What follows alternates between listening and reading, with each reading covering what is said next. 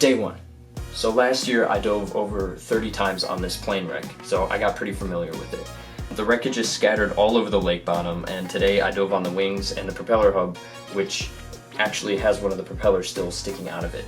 There are some really cool people brought on to work on this project, so my dive buddies consisted of like aquanauts to British PhD students. On my first dive, I went down to record some video of some divers doing trilateration, which is a documentation process that I can explain in another video.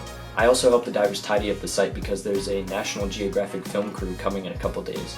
And I got to visit my friends from last year. Gobies! I fed them some invasive quagga mussels and they wrestled over them. Visiting the wing honestly felt like visiting an old friend because I spent so much time on it last year.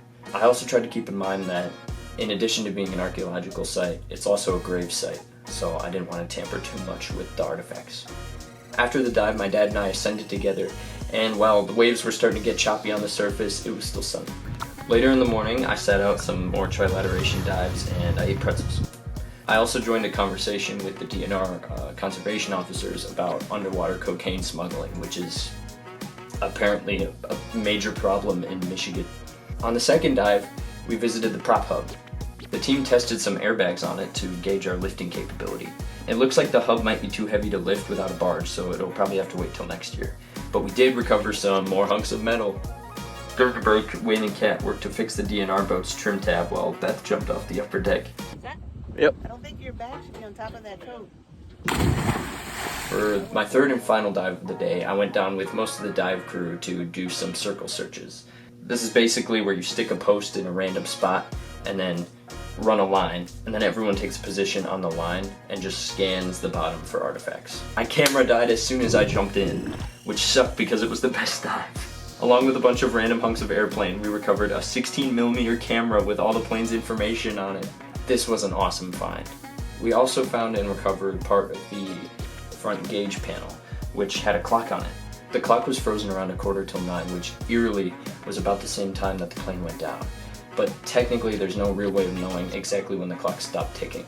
By the end of that dive, it was choppy and rainy, and we were all almost out of air, so we decided to head in. We kept the artifacts in big bins to trick the corroding metal into thinking it was still in the lake. Then we brought them back to the house to photograph them, and then package them so they can be shipped to the conservation lab in Detroit. And then all the people in the field house got together and had their drinks. It was a good day.